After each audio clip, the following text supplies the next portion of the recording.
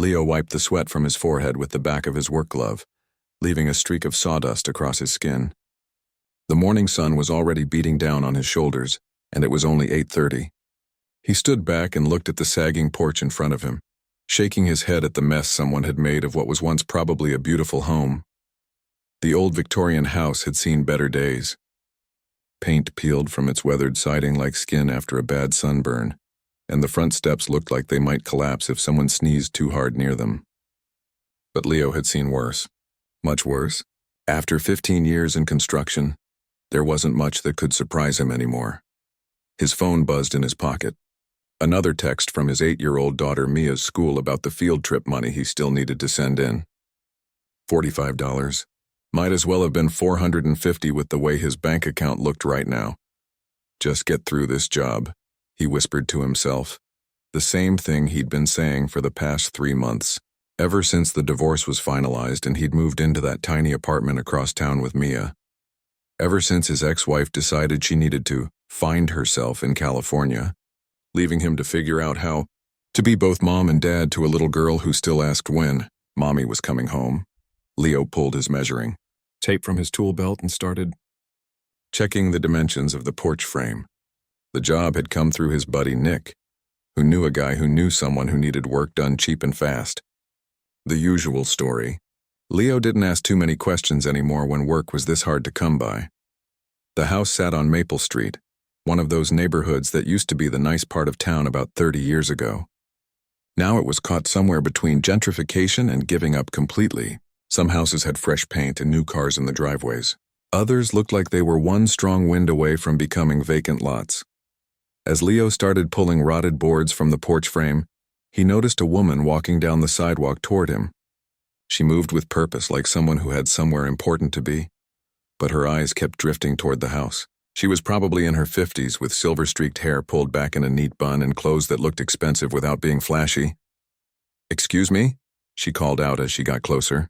"Are you the contractor working on this property?" Leo set down his crowbar and walked over to the porch railing. "Yes, ma'am." Leo Hartwell. He started to extend his hand, then realized it was covered in dirt and splinters. "Sorry, bit of a mess here." She smiled, and something about it seemed familiar, though Leo was sure he'd never met her before. "I'm Dr. Evelyn Chen. I was just curious about the work being done.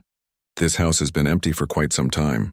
Yeah, from what I can tell, it's been sitting vacant for at least 2 years, maybe longer." Leo gestured toward the damaged porch.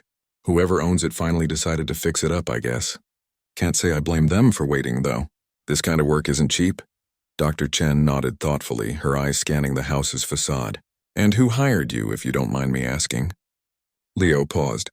It was a reasonable question, but something about the way she asked it made him wonder if she was more than just a curious neighbor. "Property management company. Riverside Holdings, I think it was called.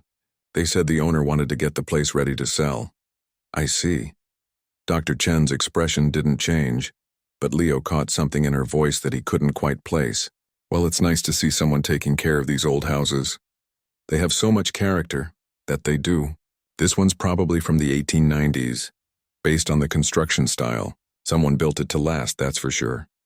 Leo found himself relaxing as he talked about the house. It was easier than thinking about the pile of bills waiting on his kitchen table or the parent-teacher conference he'd have to ask his boss to let him leave early for next week. Dr. Chen looked like she was about to say something else when Leo's phone rang. He glanced at the screen and saw his daughter's school number. "I'm sorry, I need to take this," he said, already answering the call. "Mr. Hartwell? This is Janet from the main office at Riverside Elementary. Mia is in the nurse's office with a stomach ache. She's asking for you." Leo's heart jumped into his throat the way it always did when the school called. "Is she okay? Does she have a fever?" "She's fine, but she's pretty upset. The nurse thinks she might just need to go home and rest." Leo looked at the porch, then at his watch. He'd been planning to work until at least 3 to make up for lost time yesterday when his truck wouldn't start. But Mia needed him. "I'll be there in 20 minutes, he said. When he hung up, Dr. Chen was still standing there, but she'd moved closer to the porch steps. "Everything all right?" she asked. "My daughter's sick at school. I need to go pick her up." Leo started gathering his tools, his mind already racing through the logistics. Mia could probably rest in the truck while he worked, but she hated when he did that. Said it was too loud and dusty. "How old is your daughter?" 8. And before you ask, yes, I'm doing this alone. Her mom moved to California. Leo didn't know why he was telling a stranger his business, but something about Dr. Chen made him feel like he could trust her. That must be difficult. Some days more than others. Leo closed his toolbox and lifted it off the porch. I'm sorry to cut this short, Dr. Chen. I should be back tomorrow morning to keep working on this. Of course. Family comes first. As Leo loaded his tools into his truck, he caught Dr. Chen in his peripheral vision. She wasn't walking away like he'd expected. Instead, she was standing on the sidewalk, looking up at the house with an expression he couldn't read. Almost like she was seeing something he couldn't. He climbed into his truck and started the engine, giving her a quick wave as he pulled away from the curb. In his rearview mirror, he watched her walk slowly up to the porch and run her hand along the railing he'd just been working on. Strange woman, he thought. But then again, this whole neighborhood seemed a little strange. Too quiet for the middle of the day. Too many houses that looked like someone cared about them from a distance but never got close enough to do anything about the problems. As he drove toward Mia's school, Leo tried to push away the familiar anxiety that came with leaving a job site early. Every hour he didn't work was money he couldn't afford to lose. But Mia was all he had left, and she was definitely all that mattered. He just hoped whoever owned that old Victorian house on Maple Street was patient enough to let him finish the job at his own pace. Because ready or not, Leo Hartwell was going to be the best dad he could be, even if it meant working twice as hard to make half as much money. The truth was, he didn't have any other choice. Leo found Mia curled up on the small cot in the nurse's office. Her dark hair spread across the pillow like spilled ink. She looked so small lying there, clutching the stuffed elephant he'd bought her last Christmas when money was still coming in regularly. Hey, kiddo, he said softly, sitting on the edge of the cot. How are you feeling? Mia opened her eyes and immediately reached for him. Daddy, my tummy hurts really bad. Leo felt her forehead with the back of his hand. No fever, which was good, but he could see the worry in her eyes. The same look she got when she asked about why Mommy couldn't come to her school play, or why they had to move to the smaller apartment. Did you eat breakfast this morning? Mia shook her head. I wasn't hungry, Leo's heart sank. He'd been so focused on getting to the job site early that he hadn't noticed she'd only picked at her cereal.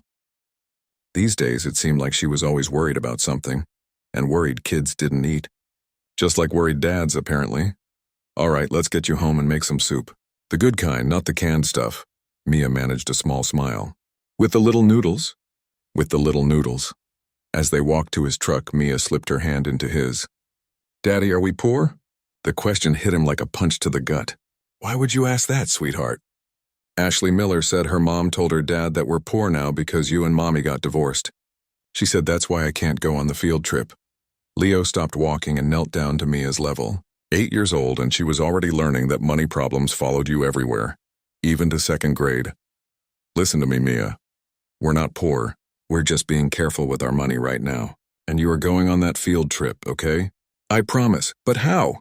You said we couldn't afford it yesterday. Leo looked into his daughter's eyes and made a decision that probably wasn't very smart. I'll figure it out.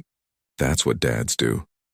They drove home in comfortable silence, Mia dozing against the passenger window while Leo's mind raced through his options. He could ask Nick if he had any weekend work available. Maybe pick up some small jobs painting or doing basic repairs. Anything to make sure his little girl didn't feel different from the other kids. Their apartment was on the 3rd floor of an old building that had been converted into 8 units. It wasn't much, but it was clean and safe. And from Mia's bedroom window, you could see the park where they went to feed the ducks on Sunday afternoons. Leo tucked Mia into bed with her elephant and went to the kitchen to make soup. As he diced carrots and celery, his phone rang. The caller ID showed a number he didn't recognize. Leo Hartwell. Mr. Hartwell, this is Patricia Williams from Riverside Holdings. I'm calling about the Maple Street property. Leo set down his knife. Is there a pro? Blem with the work? Not at all. Actually, we have another property that needs some attention. Would you be interested in taking on a second job? Leo's pulse quickened. What kind of work? Similar to what you're doing now. Basic repairs, cleaning up the exterior, making it presentable. It's just a few streets over from where you're working now. When would you need me to start? As soon as possible. The pay would be the same rate as your current job. Leo did quick math in his head. 2 jobs meant he could cover the field trip money and maybe even get ahead on rent. I can take a look at it tomorrow if you want. Perfect. It's 847 Oak Street. Blue house with white trim. The key will be under the flower pot by the front door. After hanging up, Leo felt something he hadn't experienced in months. Hope. Maybe things were finally starting to turn around. The next morning, Leo dropped Mia off at school with a real breakfast in her stomach and the field trip money in an envelope for her teacher. He'd stayed up late doing side work for his neighbor, fixing a leaky faucet and hanging new gutters, but seeing Mia's face light up when he handed her the money had been worth every minute of lost sleep. He drove to Maple Street first, planning to put in a couple hours on the Victorian before checking out the new job. As he pulled up to the house, he noticed Dr. Chen walking down the sidewalk again. She was wearing different clothes, but that same purposeful stride. "Good morning," she called out as he got out of his truck. "Morning. Dr. Chen, you're up and about early. I like to walk in the mornings. Helps me think." She paused near his truck. "How's your daughter feeling?" "Much better, thank you. Just needed some rest and soup." "That's good to hear. There's nothing worse than seeing a child not feeling well." Leo pulled his toolbox from the truck bed. "Do you live nearby? I keep running into you on this street." Dr. Chen smiled that familiar smile again. "You could say that." "I have strong ties to this neighborhood."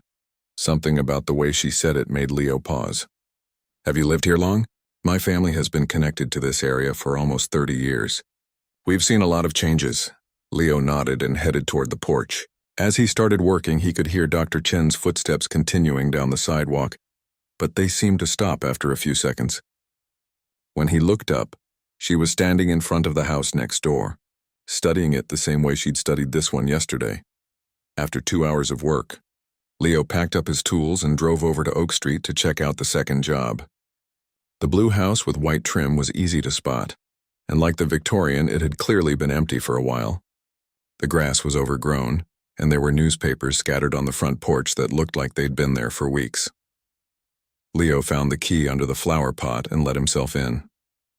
The inside of the house was clean but bare, like someone had moved out in a hurry and never looked back. As he walked through the rooms making notes about what needed to be done, he noticed something odd. The house had the same layout as the Victorian on Maple Street. Almost exactly the same. Same style windows, same type of hardwood floors, even the same ornate molding around the ceilings. Leo had worked on enough old houses to know that builders in the late 1800s often used similar plans for multiple homes, especially in developing neighborhoods. But something about these two houses felt more connected than that. As he measured the front porch for repairs, Leo noticed movement across the street. A woman was walking slowly along the sidewalk, looking at each house as she passed. Even from a distance, he could tell it was Dr. Chen. 3 days in a row, 3 different streets. And there she was again. Leo finished his measurements and locked up the house, leaving the key back under the flower pot. As he walked to his truck, Dr. Chen crossed the street toward him. "Another project?" she asked. "Yeah. Seems like there's a lot of work to be done in this neighborhood." "More than you might think," Dr. Chen said quietly. Leo studied her face, trying to understand what she meant by that. "Dr. Chen, can I ask you something?" "Of course. Do you know something about these houses that I don't? Because I've been doing construction for 15 years and I've never had someone take this much interest in my work sites." Dr. Chen was quiet for a long moment, looking past Leo toward the blue house. "Let's just say I have a vested interest in seeing these properties taken care of properly." "What kind of vested interest?" But Dr. Chen was already walking away, her hands clasped behind her back like someone carrying the weight of a secret too big to share. Leo watched her go, feeling more confused than ever. Whatever was going on in this neighborhood, he was starting to think it was a lot bigger than just fixing a few old porches. Leo spent the weekend thinking about Dr. Chen and her strange behavior. By Monday morning, he'd convinced himself he was reading too much into random encounters with a curious neighbor. People walked around their neighborhoods all the time. There was nothing weird about that. But when he arrived at the Victorian on Maple Street and found her sitting on the front steps like she was waiting for him, Leo knew something was definitely going on. "Good morning." "Leo," she said, standing up and brushing dust off her pants. "I hope you don't mind me waiting here. I wanted to talk to you about something." Leo set his toolbox down slowly. About the work? In a way, yes. Dr. Chen looked nervous, which was different from the confident woman he'd met before. I haven't been completely honest with you about why I'm so interested in what you're doing here. Okay. Leo crossed his arms and waited. After years of dealing with difficult customers and bosses who changed their minds halfway through projects, he'd learned that the best thing to do was let people talk. I know you're working for Riverside Holdings, but the truth is I'm the one who asked them to hire you specifically. Leo felt his stomach drop. What do you mean? Your friend Nick recommended you. I asked around the neighborhood for someone reliable and honest, and your name came up. Nick said you were going through a tough time, but that you were the best worker he knew. I don't understand. If you wanted to hire me, why go through a property management company? Why not just call me directly? Dr. Chen walked over to the porch railing and ran her hand along the wood Leo had been replacing. Because I wanted to see what kind of person you were first. I wanted to make sure you cared about the work, not just the paycheck. And? Leo wasn't sure if he should be angry or curious. You do care. I can see it in how carefully you're restoring these details instead of just covering them up with cheap materials. Most contractors would have slapped some plywood over this and called it done. Leo looked at the porch. He had been taking extra time to match the original woodwork, even though nobody had asked him to. It just felt wrong to put something ugly on such a beautiful old house. Dr. Chen, what's this really about? She took a deep breath like someone about to jump off a high dive. This house belongs to me. So does the one on Oak Street where you're working. And 12 others in this neighborhood. Leo stared at her. 12 others? 14 houses total. I've been buying them over the past 5 years, one at a time, whenever they came up for sale. Why? Because this neighborhood is special, Leo. These houses were built by craftsmen who cared about their work, just like you do. And I couldn't stand watching them fall apart or get torn down for cheap apartment buildings. Leo sat down hard on the porch steps. So you own 14 houses and you're hiring me to fix them all? If you're willing. But there's more to it than just the work. More how? Dr. Chen sat down next to him. I'm not just trying to preserve old houses, Leo. I'm trying to preserve a community. Most of these houses have been empty for months or years because the rents got too high for the families who used to live here. I want to change that. What do you mean? I want to rent these houses to people who will take care of them. Families who need a safe place to live but can't afford the crazy prices everywhere else. Teachers, firefighters, single parents. She paused and looked at him meaningfully. People like you. Leo felt like he was missing something important. Like me? Leo, your lease is up next month, isn't it? Leo's blood went cold. His lease was up in 3 weeks and his landlord had already told him the rent was going up by $300. There was no way he could afford that. How do you know about my lease? I may have done a little research after Nick recommended you. I wanted to make sure you really needed the work. Dr. Chen's voice was gentle. I also know you've been looking at apartments across town because they're cheaper, which would mean Mia would have to change schools. Leo didn't know whether to be grateful or angry that a stranger knew so much about his personal business. What are you getting at? There's a house 3 blocks from here, 1247 Pine Street. It's been empty for 8 months, but it's in good condition. 3 bedrooms, a big kitchen, a backyard where a little girl could play, walking distance to Riverside Elementary. Leo's heart started beating faster. And I'd like to offer it to you, below market rent, in exchange for you maintaining not just that property but helping me restore all 14 houses. Think of it as a live-in caretaker position. Leo stared at her. What's below market rent? What are you paying now for your apartment? $800 a month. The house would be $600. All utilities included. Leo felt dizzy. It had to be too good to be true. What's the catch? No catch. Just good work and taking care of the property. And Leo? Dr. Chen stood up and brushed off her pants again. I know you're wondering why I'm doing this. The truth is, I used to live in this neighborhood when I was a little girl. My parents rented a house 2 streets over. They worked hard, saved money, and eventually bought their own place in a nicer area. Okay. But I never forgot what it felt like to have neighbors who looked out for each other, where kids could walk to school safely and parents didn't have to work 3 jobs just to keep a roof over their heads. She looked around at the empty houses lining the street. I want that back. And I think you do too. Leo thought about Mia having her own bedroom for the first time since the divorce. A backyard where she could plant a garden or play with friends. Staying at the same school where she was finally starting to make friends. I don't understand why you'd trust me with something like this. You barely know me. I know enough. I know you left work to take care of your sick daughter. I know you spent your weekend earning extra money so she could go on a school trip. I know you're fixing this porch like it's your own house even though you think no one's paying attention. Dr. Chen smiled. That tells me everything I need to know about your character. Leo looked down at his hands. They were calloused and scarred from 15 years of construction work, but they were honest hands. Hands that built things instead of tearing them down. Can I think about it? Of course, but Leo, the offer won't be on the table forever. I have other contractors I could hire and other families who need housing. After Dr. Chen left, Leo sat on the porch for a long time, watching the empty street and thinking about second chances. About what it would mean to have a real home for Mia instead of just a place to sleep. He thought about his ex-wife who had left because she said their life was too ordinary, too predictable. Maybe she was right. Maybe being an ordinary dad who worked hard and came home every night wasn't exciting enough for some people. But sitting there on that old porch, looking at the work his hands had done to bring something beautiful back to life, Leo realized that ordinary might be exactly what he and Mia needed. The question was whether he was brave enough to believe that good things could actually happen to people like him. Leo couldn't concentrate on his work for the rest of the day. Every time he picked up his hammer, his mind wandered back to Dr. Chen's offer. A house, a real house with a backyard and 3 bedrooms. It sounded too good to be true, which in Leo's experience usually meant it was. He'd been burned before by people who made big promises. His ex-wife had promised they'd work things out.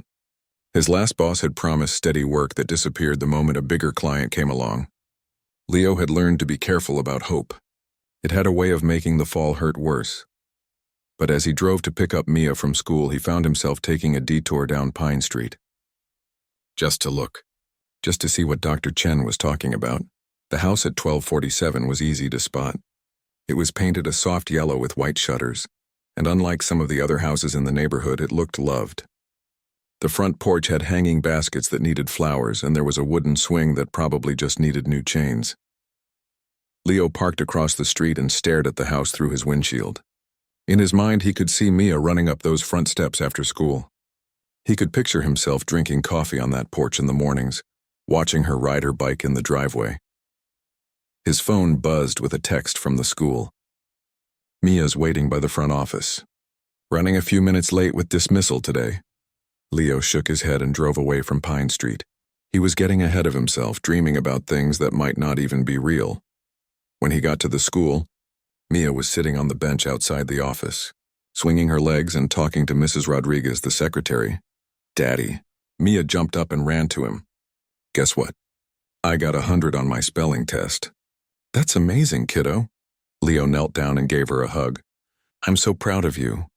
Mrs. Rodriguez said if I keep getting good grades, I might make honor roll this quarter. Leo felt his chest tighten. Honor roll at Riverside Elementary. Something to be proud of. Something to put on the refrigerator. If they moved across town to a cheaper apartment, Mia would have to start over at a new school. New teachers who didn't know how hard she worked. New kids who might not be as nice as the friends she was finally making here. Dad, you look sad. Are you okay?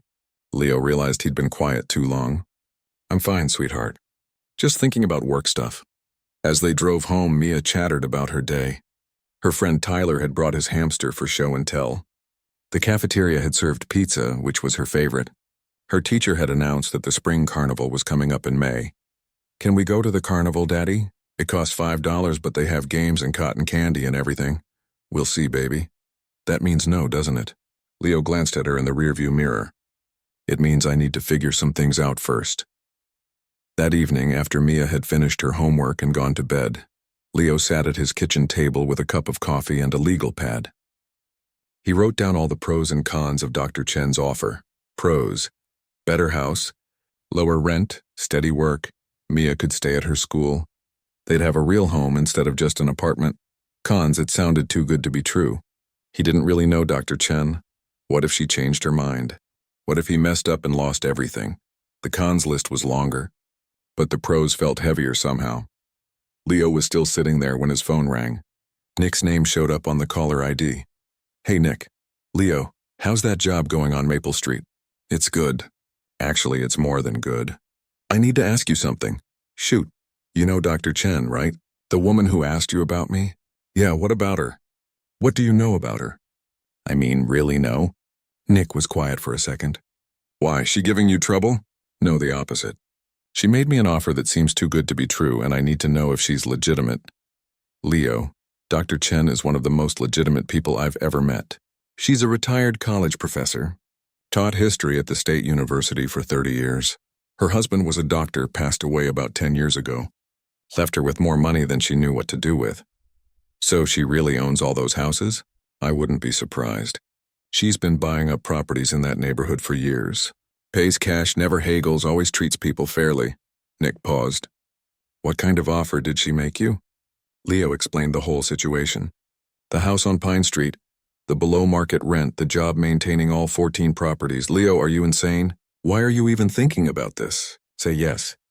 It just seems too good to be true. Sometimes good things happen to good people, man. You've been working your butt off since the divorce, trying to take care of Mia and keep your head above water. Maybe it's time you caught a break.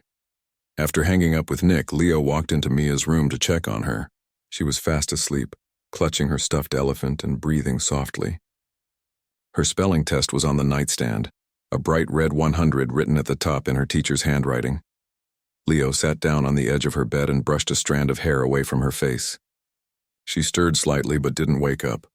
What do you think, kiddo? He whispered.